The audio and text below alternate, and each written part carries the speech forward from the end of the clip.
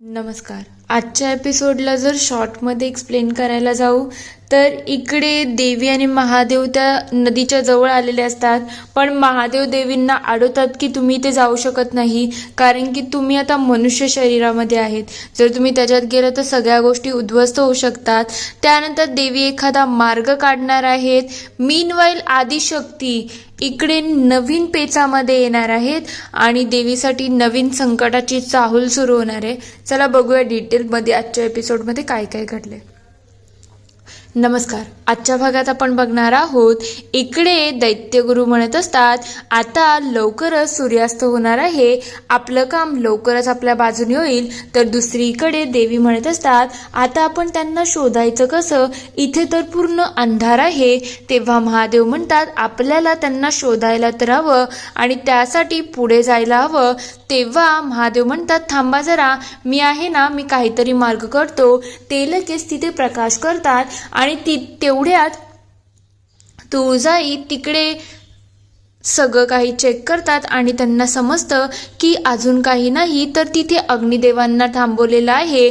तेव्हा महादेव म्हणतात पण तुम्ही असं जाऊ शकत नाही, तुम्हाला शांत राहायला लागेल. तेव्हा देवी म्हणतात काय बोलताय तुम्ही महादेव, मला काही कळत नाही. तेव्हा महादेव म्हणतात तुम्ही आता मनुष्य शरीरामध्ये आहात आणि जर तुम्ही या पाताळ गंगेमध्ये पाय ठेवला तर तुम्ही त्याच्याने भस्म होऊ शकता आणि तुमच्या सगळ्या शक्तीसुद्धा जाऊ शकतात. तेव्हा त्या म्हणतात मग एक काम करूया, तुम्ही माझ्या जागेवरती जाणार का. तेव्हा ते म्हणतात नाही, मी सुद्धा या गंगेमध्ये उतरू शकत नाही, कारण की जर मी उतरलो तर माझ्यामधली अघोरी शक्ती आहे ना, ती जरा जास्त होऊन जाईल आणि त्याचे परिणाम पूर्ण भूलोकावरती होऊ शकतात. तेव्हा देवी म्हणतात मग आपण काय करायचं आणि कसं अग्निदेवांना याच्यातून बाहेर काढायचं. तेव्हा महादेव म्हणतात तेच आपल्याला लवकर शोधायला लागेल. तर दुसरीकडे महिषासूर खूप खुश झालेला असतो. तर इकडे देवी म्हणतात मग आपण काहीतरी वेगळा मार्ग काढूया, आपण एक काम करूया, मला असं वाटतंय आपण याच्यावरून जायचं का, म्हणजे याच्यावरून चालत जायचं का. तेव्हा देव म्हणतात आपण तसं करू शकत नाही, आपले पाय जसेच त्या नदीला लागतील तसंच सगळं खराब होऊ शकतं, आपण तरंगत नाही जाऊ शकत. तेव्हा देवी म्हणतात तुम्हाला आमचं म्हणणं समजलं नाही महादेव, आम्हाला काय बोलायचं आहे, आपण या नदीवरून चालत जायचं आहे. देवी लगेच त्यांचा चमत्कार करायला सुरुवात करतात. तर दुसरीकडे इकडे महिषासूर म्हणत असतो असुरगुरु आता खरंच खूप कमी वेळ राहिला आहे आणि हा वेळ कधी जातोय ना, मला असा झाला आहे माझ्याकडून आता गोष्टी काही सहन होत नाही आहे. असं झालं आहे तात्परतेने हा सूर्य मावळावा आणि आपला योग सुरू व्हावा. तो खूप खुश असतो कारण की ऑलमोस्ट सूर्यास्त होण्यावरती आलेला असतो. इकडे देवी नदीच्या मधून मार्ग काढतात आणि महादेव आणि देवी त्या मार्गावरून चालत चालत अग्निदेवतांपर्यंत पोचतात. तेव्हा ते म्हणतात अग्निदेवतांना लवकरात लवकर आपल्याला इथून घ्यायला पाहिजे. ते सगळे लगेच जादू करतात आणि तिथून निघून जातात. दुसरीकडे आदिशक्ती इकडे त्यांच्या नामस्मरणामध्ये असतात. तेवढ्यात तिथे देव येतात आणि म्हणायला लागतात काय आदिशक्ती, तुम्ही आम्हाला इथे बघून आश्चर्यचकित कशा काय. तेव्हा ते म्हणतात तुम्ही अचानक इथे कसे काय, नेमकं कारण काय आहे. तेव्हा ते म्हणतात तुम्ही तर सृष्टी रचयिता आहात, तुम्हाला सगळ्यांचं सगळं माहिती असतं ना, मग तरी सुद्धा तुम्हाला हे कळलं नाही का आम्ही ते का आलो आहोत. तेव्हा ते म्हणतात सगळं आम्हाला माहिती असतं, पण जसं विधी लिखित असतं ना तसंच दरवेळेला होत नाही, त्याच्यामध्ये सगळ्यांचे बदल सुद्धा असतात. तेव्हा ते म्हणतात पण तरी सुद्धा देवी तुम्हाला माहिती असेल ना काय मोठं संकट आलं आहे. जर तुम्ही निश्चिंत आहात म्हणजे तुम्हाला माहिती आहे तुळजादेवी आणि महादेव याच्यावरती काही ना काही नक्की मार्ग काढतील. तेव्हा ते म्हणतात हो ते तर निघणारच आहे, पण ते कधी निघेल याचं मी काही कन्फर्मेशन देऊ शकत नाही. तेव्हा ते विचारतात मग तुम्हाला काय माहिती आहे देवी जे तुम्ही इतक्या निश्चिंत आहात. तेव्हा ते म्हणतात मला माहिती आहे आणि जे घडणार आहे ना ते थोडं वेगळं आहे. आता तुळजा जशीच अग्निदेवांना नीट करेल त्यानंतर तिच्यासाठी एक वेगळं आव्हान निर्माण होणार आहे. तेव्हा ते विचारतात ही काय आहे आणि 8 का आहेत. तेव्हा त्या म्हणतात ही 8 जागा आहेत आणि ही 8 ही जागा आपल्याला भूतळावरती जाणार आहेत आणि याचा अर्थ तुम्हाला लवकरच कळेल, कारण की प्रत्येक जागेचं वेगवेगळं महत्त्व आहे. 8 दिशांच्या 8 गोष्टी आहेत आणि ते तुळजाला एकत्रपणे सांभाळायला लागणार आहे. खरं म्हणजे तिच्या अग्निदिव्यातलं हे पुढचं संकट आहे आणि त्यासाठी तिला खूप बारकाईने गोष्टी करायला लागतील, तेव्हा तर तिला सगळ्या गोष्टी मॅनेज होतील. हे सगळं ऐकल्यानंतर देव म्हणायला लागतात, तुम्हाला नेमकं बोलायचं काय आहे देवी, आम्हाला काहीच कळत नाही. तेव्हा ते म्हणतात, ते तर पुढच्या लीलेमध्ये समजेल की आम्हाला काय बोलायचं आहे.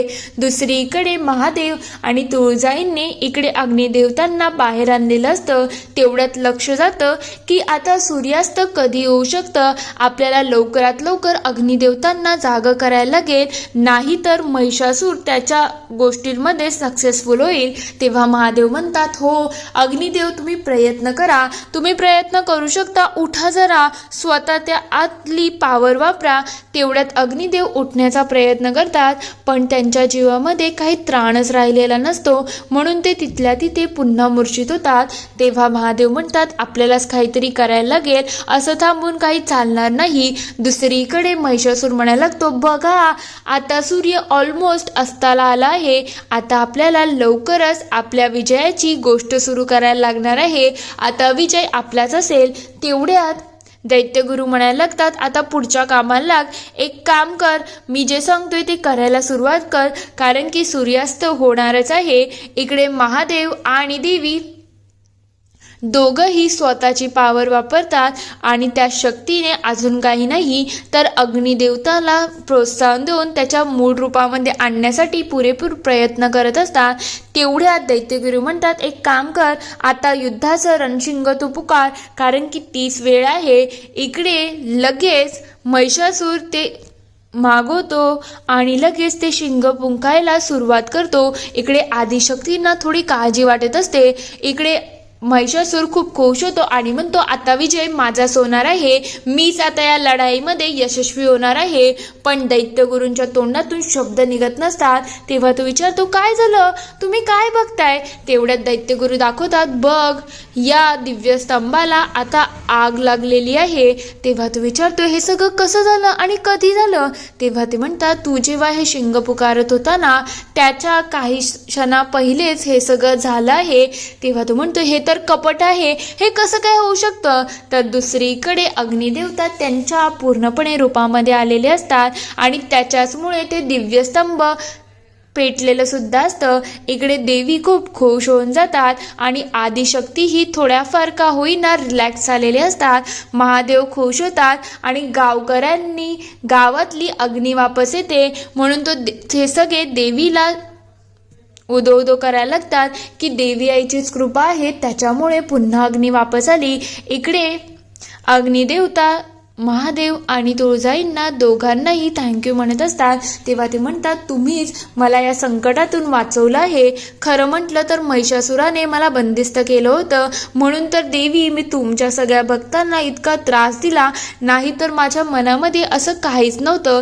तेव्हा देवी म्हणतात, तुमची याच्यामध्ये काहीच चूक नाही आहे, तुम्हाला स्वतःला बंदिस्त केलं होतं, म्हणून तुम्ही याच्यामध्ये सॉरी बोलू नका. तेव्हा ते म्हणतात, पण मी तुम्हाला गोष्ट सांगतो, हे सगळं वाटतं तेवढं सोपं नाही आहे. तेवढ्यात नंदी म्हणायला लागतो, पण महिषासूर पुन्हा या पंचभूतांना त्याच्या ताब्यात करू शकतो. पंचभूत नाही राहिली तर बाकी सगळ्या गोष्टी कशा चालतील. तुम्हीच देवी याचा काहीतरी मार्ग काढा ना. तेवढ्यात महादेव एक रुद्राक्ष घेतात आणि त्याच्यावरती त्यांच्या सगळ्या गोष्टी करायला सुरुवात करतात. तेव्हा देवी विचारतात, काय चाललंय तुमचं आणि तुम्ही हे का करताय. तेव्हा महादेव सांगायला लागतात, जसे माझे देव भक्त आहेत तसे माझे राक्षस सुद्धा भक्त आहेत आणि असुरांसाठी मला एक कवच बनवायचं आहे. हे तुमच्यासाठी कवच आहे. अग्निदेवता हे कवच घातल्यानंतर तुम्हाला पुन्हा महिषासूर अंकित करू शकत नाही. ते लगेच ते कवच परिधान करतात आणि म्हणतात, देवी तुमच्या युद्धामध्ये मी तुमच्या बरोबर असेल आणि कायमच तुमच्या पाठीशी तुम्हाला सपोर्ट करायला असेल, हे माझं वचन आहे. देवींचा आशीर्वाद घेऊन अग्निदेवता तिथून निघून जातात. तेवढ्यात महादेव म्हणायला लागतात, आता आपलं हे कार्य पूर्ण झालं आहे, आपल्यालाही आपल्या कामाला निघायला पाहिजे, म्हणजे तुळजा तुळजापूरला जायला पाहिजे. तर दुसरीकडे नंदी म्हणायला लागतो, मलाही लवकर त्या महिषासुराच्या राजवाड्यात जायला पाहिजे. आता तुम्ही त्याचा प्लॅन इतका चांगल्या प्रकारे उद्ध्वस्त केला आहे, तिकडे त्याने धुमाकूळ घातला असेल तर इकडे खरंच भूकंप आल्यासारखा झालेला असतो. सगळं काही हादरत असतं. ते बघता रागिनी तिथे येते आणि म्हणते, हे सगळं अजून काही नाही तर महिषासुराचा राग आहे, ते खूप संतप्त झाले आहेत. तेव्हा दैत्यगुरु म्हणायला लागतं, त्याच्यामध्ये आपण कोणीच काही करू शकत नाही, जे घडलंय ते बरोबरच घडलं आहे. तेव्हा ती म्हणते, हे चुकीचं आहे. एवढं मोठं तुम्ही कपाल गुहेमध्ये जाऊन सगळं कारस्थान केलं, पण त्याचा उपयोग काही झाला नाही. त्यांचं असं म्हणणं आहे की हे सगळं व्यर्थ गेलेलं आहे. तुम्ही एक काम करायला पाहिजे, तुम्ही आत्ताच्या आत्ता आदिशक्तींकडे जाऊन याची तक्रार करायला पाहिजे. हे ऐकल्यानंतर दैत्यगुरु चिडतात आणि म्हणायला लागतात, कसली तक्रार करायची तुम्हाला? कपाल गुहेमध्ये जे काही केलं ते त्यांना धरून होतं का? आपण अजून काही नाही तर महिषासुराची कुंडली बदलली आणि त्या कुंडलीचा परिणाम काय झाला आहे तुम्हाला माहिती आहे ना. खरं म्हणजे हे रणशिंग जेव्हापासून पुकारलं गेलं ना, त्याच्या पहिलेच त्या स्तंभाला आग लागली आहे.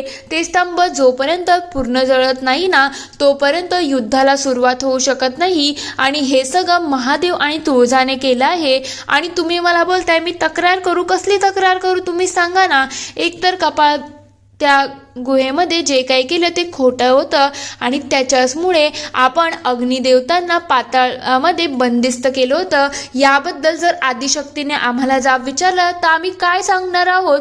तुम्हीच विचार करा ना. यामध्ये आम्ही काय बोलू शकू? आम्ही तर तोंडावर पडू ना. एकदा या सगळ्याचाही विचार करा. इथे हा पूर्ण एपिसोड संपतो. पुढील भागात आपण बघणार आहोत रागिनी इकडे प्लॅनिंग करत असते. तेव्हा ती म्हणते, मला असं वाटते एखाद्या झाडाला वळून जाळून काही उपयोग नाही, त्याच्या मुळावरती घाव करायला लागेल, तेव्हाच तर तो पूर्णपणे खराब होऊ शकतो. तर हे ऐकून सगळेजण थोडे विचार करायला लागलेले असतात. तर दुसरीकडे तुळजाईंना एक वाईट स्वप्न पडतं. तेव्हा ते म्हणतात, जे मी स्वप्नामध्ये बघितलं आहे तर हे सगळं खूप भयंकर आहे. तेव्हा महादेव विचारतात, काय भयंकर आहे देवी? नेमकं तुम्हाला दिसलं तरी काय? तेव्हा ते म्हणतात, खरं म्हटलं तर आता अष्टयुद्ध येणार आहे आणि यामध्ये सगळ्याच गोष्टी एकत्र येतील, म्हणून हे वाटते तेवढं सोपं नसणार आहे. इथे हा पूर्ण एपिसोड संपतो. आता खरंच देवी या लढ्यामध्ये सक्सेसफुल होतील की नाही, तुम्हाला काय वाटतं ते मला कमेंटमध्ये नक्की